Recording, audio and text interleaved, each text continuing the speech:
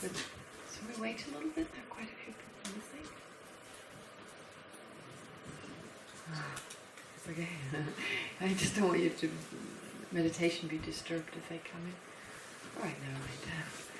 So, as before, we do a few moments of breathing, just focusing on the breath, and then to set the motivation, I lead you through that, and afterwards the prayers.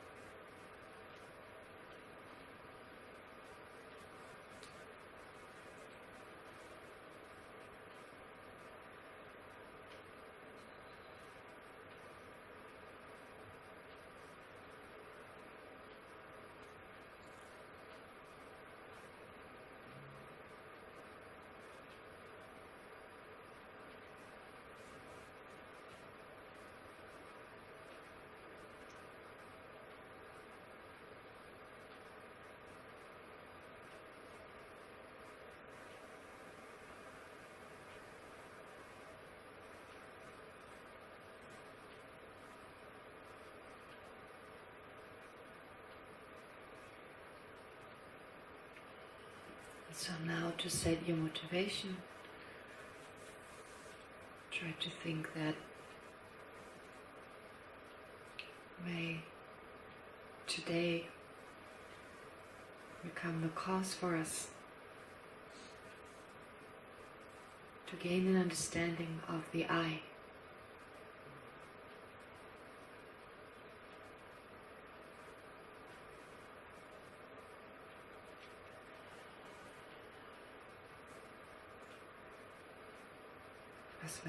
As well as of how other things, other people,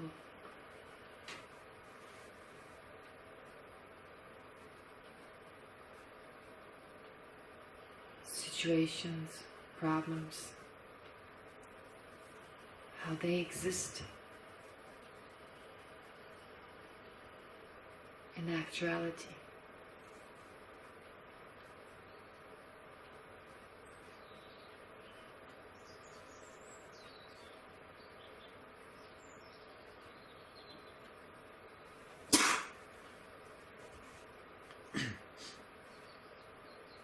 We can naturally reduce our anxiety, fear, worry,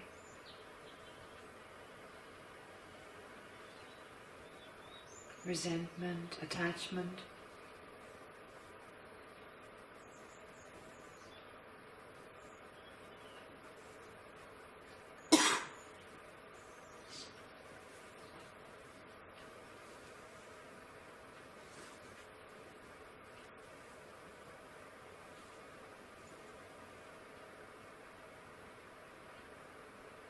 Become a happier, more satisfied, but also more loving and compassionate person.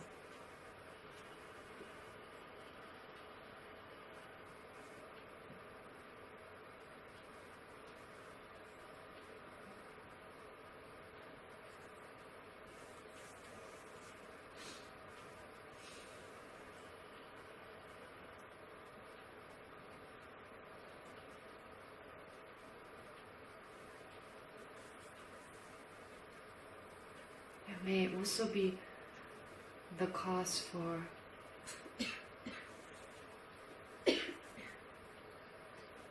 as removing what's extra in our mind, removing the obscurations and hindrances.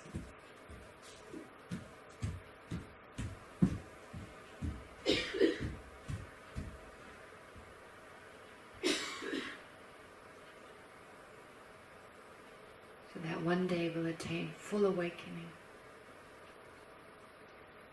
To be of greatest benefit to ourselves and others.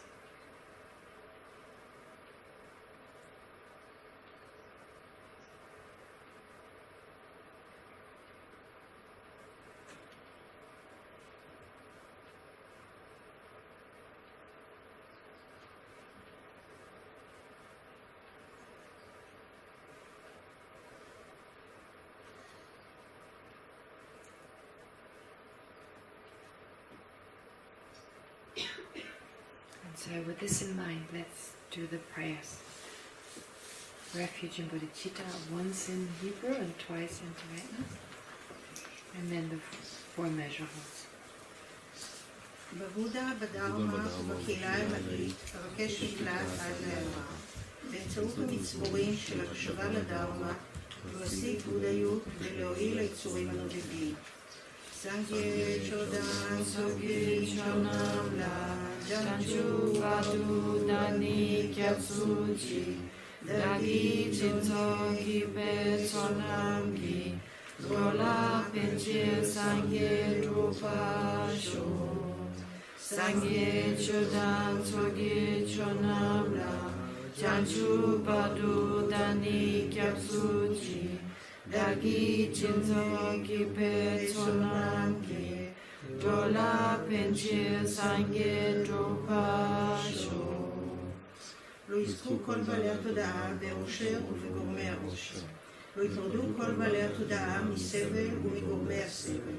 לא לעולם לא יפרדו כל בעלי התודעה מאושר נטול כאב. ויפתחו כל בעלי התודעה את מידת ההשתוות ללא משוא פנים של התקשרות ושל סלידה. Go back to the text. We got to chapter 18, verse 7. We did verse 6, and not yet verse 7. Is that right? Does that make sense? We read 7. We read 7 at least. Oh, we are at 7. All right. Oh, we're at 6. Okay. So 6, just to quickly give you an overview. We had a lot of discussions in between, but now we need to continue with the text, and I'm pretty confident we can finish this section for this year. Having kind of laid the foundation to some degree. And as you may see, this text is like a meditation manual. Especially with the next chapter, each chapter you see, it's just taking you from one to the next, just thinking of the emptiness of this, and of this, and of this, so that things kind of disappear a little bit, become less solid than they actually seem.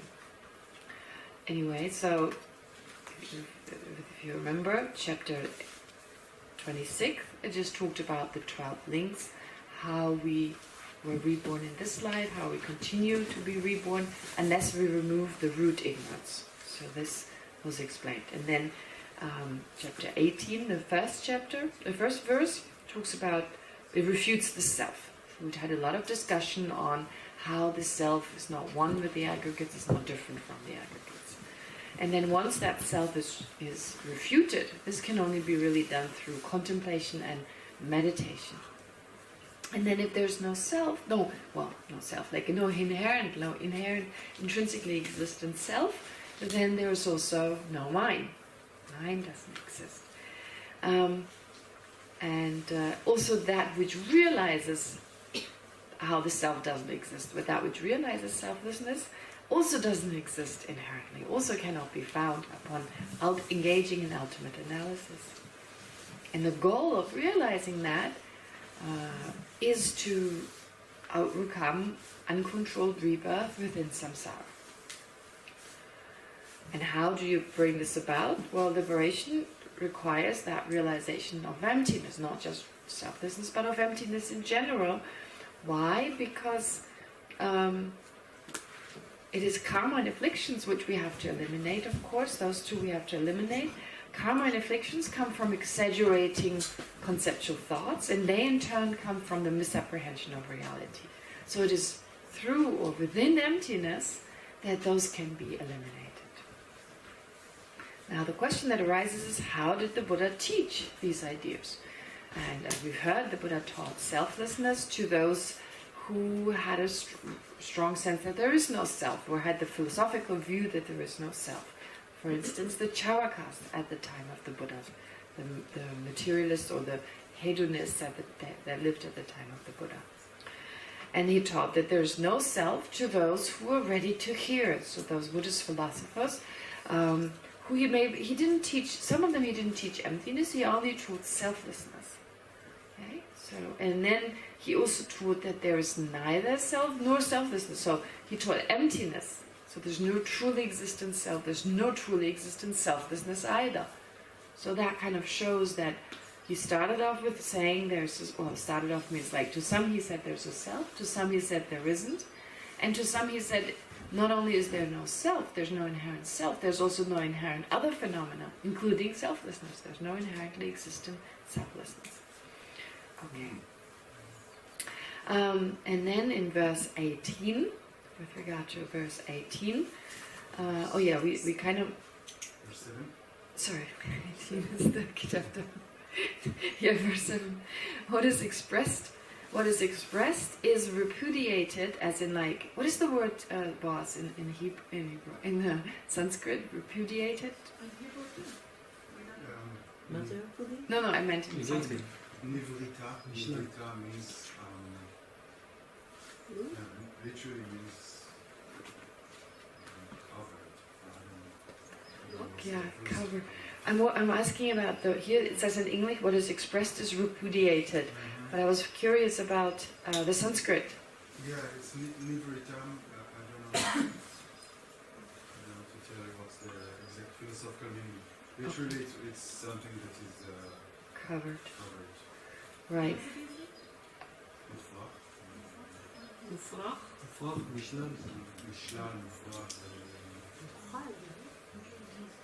Repudiated. Negated. It's kind of like in Tibetan has the connotation of being reversed. Reversed. So repudiated as So it has that meaning, but it can also be used as that which is negated. So in that case here, what is expressed is negated. Okay? Because as we had the discussion yesterday, when we use words, just for us, it's nothing wrong with using words. The Buddha used words, but when we use words, we believe that there's something intrinsic in the word. That, for instance, I gave the example in the past, old-fashioned names. Right? When you think of old-fashioned names, the Hebrew name that's old-fashioned. What is the name you would never call your child? Give your child. Pardon? You would never call it. It's too old-fashioned. Listen. Listen. You would never call your son Listen. Right? It sounds old-fashioned. I don't know. I mean, it doesn't sound old-fashioned to me, but it has. There's a sense it's old-fashioned. Right? Something within the word. What is a really cool name? Run. Huh? So many names. New names. Okay, well, fashionable, new name. Kami. Kami. Kami and Berry. Okay, alright. It's probably a matter of taste, of course, but do you get a sense, oh, that is so old-fashioned, I would never call... And mostly people agree, in English called Edward. Edward. Who calls his child Edward, right? Edward. It's really old-fashioned. But then, of course, it starts again, like Matilda is really old-fashioned. Now my niece is called Matilda. Oh, no. Oh, no. But now I kind of think of Matilda as this cute little girl, so I've changed. So you see, there's a sense, there's something intrinsic in the word, that in general. But also when we use words, not only does there seem something to be intrinsic in the word, but also when we express them, the words appear as inherently existent. So not just the meaning seems to be inherent in them, but even those words. The words don't allow us to see reality. They kind of cover reality in that sense. So the word, it could also be, if the meaning in Sanskrit is they cover reality, then they do that, but they also refute it in that way. And also the objects of mind, again, our limited mind. I'm not talking about the mind of a Buddha, the mind of an awakened or a realized being, but our minds, we have thoughts, and then we believe, oh, it's like this, because we had that thought. We have the thought first, and then the thing becomes this, that, and the other. But it seems we're thinking that because that's what it is. Does that make sense? Okay. Just go. Yes, please. Thinking about verse 6, because I read it again, and when you read it, the emphasis is not so much about, the strategy of the Buddhas that they told this and then told this, but it says this same thing was called self. This was called self by the Buddhas, but it was also called no self, and it is also called not self and not non-self. So it's like saying, like you say about the lens and being done. We're referring to the same thing. It can be referred as self. This can also be referred to as no self. It can also be referred as no self. Right. Yes. So in terms of like who I am, like thinking of myself, the Buddha explained self. The Buddha explained, no, but there's no self. And the Buddha explained, there's no self, neither selflessness. Yeah, so based on the same object. Okay, so that in Tibetan, you could read it that way, I guess. Yes, you could read it that way. That's so interesting. I mean, if you have that in mind, you could read that in that way. If you don't have it in mind, you could also apply it to other phenomena, at least in Tibetan. I don't know in Sanskrit. But again, it shows you the flexibility of the language. While in English, no, it doesn't come across that way, does it? Does it? Buddha designated itself.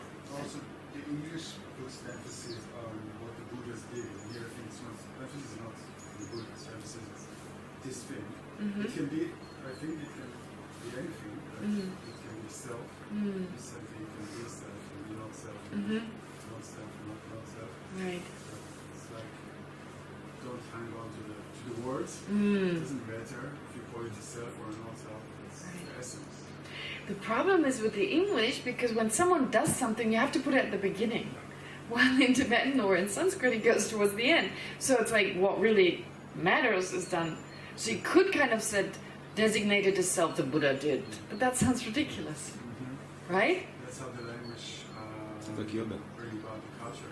The doer is the most important part. Yes. In our culture, the doer is that which comes first.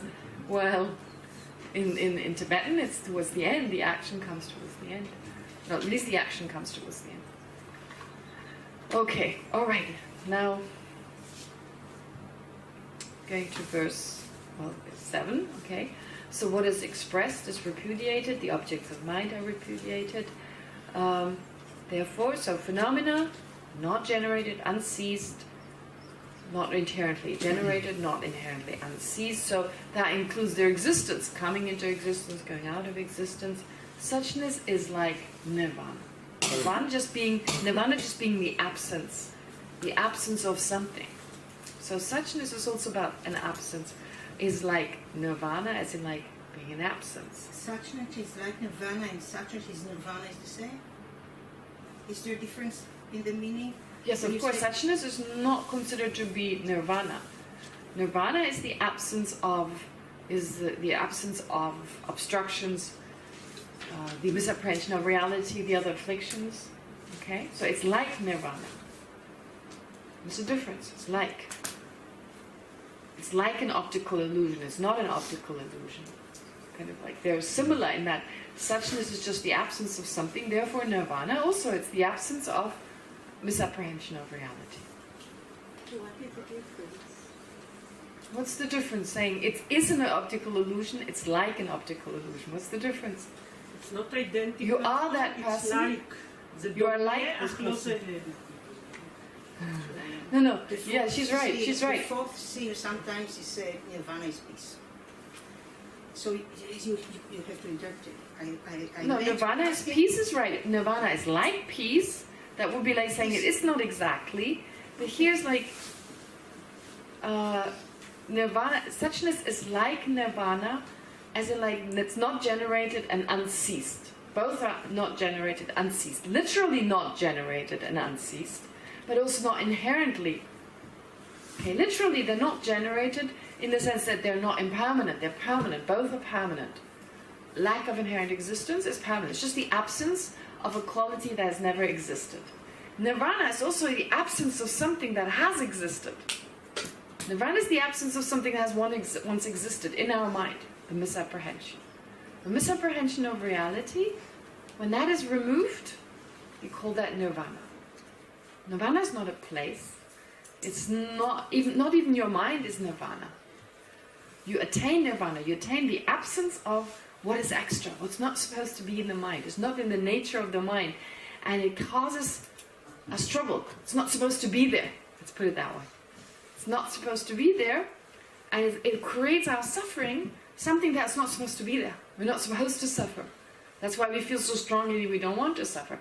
It's not supposed to be there, so our misapprehension of reality, that is responsible for our problems, our difficulties, and neither on the nature of our mind. The actual nature of our mind, so taking the nature of the mind, water, right? Clean water, that's like the nature of the mind. And so if you add mud, if you add dirt, etc., it's not in the nature of the water. You can remove it from it. It's not supposed to be in there. It's not. When you refer to water, water is actually that clear H2O. So right now our mind is like that. And just as clear water, anything can be seen through it, the cleaner it is, the more you can... Likewise, our mind can reflect anything, can perceive anything. Anything can appear to the mind. So there are different examples. A crystal, a mirror, the mind can reflect anything. But right now, because of our misapprehension, that's not possible. Does that make sense? Alright, so it's permanent, therefore, sorry, not the mind. Emptiness is lack of inherent existence, unceased, not generated and not ceasing, neither is nirvana. Nirvana is like that. So suchness is just like nirvana. In that sense, they're similar. Just to clarify. Suchness is emptiness. It's just another word for emptiness. Suchness. Chuni. Chuni. Chu means dharma. The nature of things. Yeah, the nature of things. This is just a literal translation. So the nature of things, like emptiness. Of course, actually impermanence is also the nature of things. Here we're talking about the final nature, the ultimate nature of things. So, Dharma is very wide. yes. It doesn't reflect necessarily. No, in English, in Tibetan neither. In Tibetan neither. Chuni just means, I can say the impermanence of something is the chuni. So it's the suchness. Yeah. But here we're talking about the ultimate nature of things. Because we're talking about emptiness. So depending on the context, in general, sometimes in the Pramanavartika it also says the chuni of this, the suchness of this. Being impermanent, being in the nature of suffering, that's the suchness, the mode of being, or the nature of things. But in the context here, because we're talking about emptiness here, as it has been mentioned before, it's not just suchness in general, like the mode of beings in general, mode of things in general, or the nature of things in general, but the final nature of things. What's the relationship between the first sentence and the second one and this one? It's just another... I mean, you can read it, and I see some translators read it, when whatever is seen or expressed is negated and all mind objects are negated, then Dharma is like nirvana, without appearing and extinction. Or you can just read it as another description of... According to the commentaries, Chandakirti and Buddha Pandita both, it seems to just be a description. A description. Yeah. That's the emphasis that they... So it describes nirvana in a sense? No, it describes emptiness. we're talking about the reason why suchness cannot be described. So this is talking about why suchness is beyond words. That's that's the reason given here. So it's beyond words. It cannot be expressed. It's not. It covers the mind, or it cannot be expressed by the mind. Cannot be expressed by words. It's beyond words. It's beyond the object of the mind, of the ordinary mind. Not generated, unceased. Such as is like nirvana. Actually, nirvana again, we can't express it. As ordinary beings, we cannot talk about it. And then the next verse then is the process leading to the realization of suchness. Now, this is differently interpreted. The most straightforward way to interpret this is everything is real. Well, everything is conventionally real. And everything is not real is everything is not ultimately or inherently real. It is both real and unreal, both conventionally it is real, but inherently it is unreal. I mean, it's not real inherently, so unreal. Neither unreal nor real. Ultimately, it's none of the two. That is the Buddha's teaching. That is one interpretation. But another interpretation that Lama Tsongkhapa, for instance, gives is, again, because here describing in particular the process leading to the realization of suchness. First, the Buddha taught that things don't change moment by moment, but the continuum ceases. So he didn't put it into those words, but when he started teaching, and of course here it's not saying that he gradually taught everyone that way, but if you were to kind of summarize, take the teachings of the Buddha, teaching something more coarse to someone and a little bit subtler to someone else, then you could teach, for instance, things, you say things exist. You know, there's a table, there's this, there's that, okay? But it doesn't last forever. So without stressing the impermanence of something, he's saying things are real, okay? Things are real, everything is real, means that things are actually really there. If you say they change moment by moment, you take away their reality. If you really think about the impermanence, if you think this table is changing moment by moment, the sense of solidity right away disappears. Okay? If you really reflect upon it. There's nothing that from moment to moment is totally different phenomenon. Because we use the word table, it seems to imply more of a solidity than it actually has. For instance, with regard to impermanence. I call it table now, I call it table in an hour. Because I call it the same thing, it seems to suggest it's the same thing. Right? That's nothing to do, we don't blame the word for it. It is our misapprehension already of phenomena. And so saying table, using the word table, therefore it makes it, we think that, therefore, it's still the same thing. Does that make sense? Yes. Okay, so the Buddha initially, he seemed to suggest that. He didn't talk about, as in like the first step, well, everything is impermanent. No, to just say, all right, you're here right now. Okay, so kind of talk about we suffer, etc., but not emphasizing the fact that we'll change moment by moment. But one day we'll be gone. So at least mention our own death, or mention that phenomena are not eternal. Ordinary phenomena are not eternal. Our life is not eternal. Things will have an end. Relationship have an end. That's actually not even something we really think about. It's as simple as that. Whatever comes together has to separate. Whatever comes together has to disperse. Any relationship ends in separation. Anything that goes up has to come down. This kind of idea we know intellectually, but we haven't really grasped internally. Okay, this is why we work so hard to rise higher and higher and higher. Because somehow never realizing one day we come down. However famous we are, we'll come down again. So these things, those are so profound. It seems like so easy Buddhism. Right? Don't talk about subtle impermanence, don't talk about selflessness. But if we check our own life, our lives are not even influenced by the fact that everything comes to an end. Okay? So that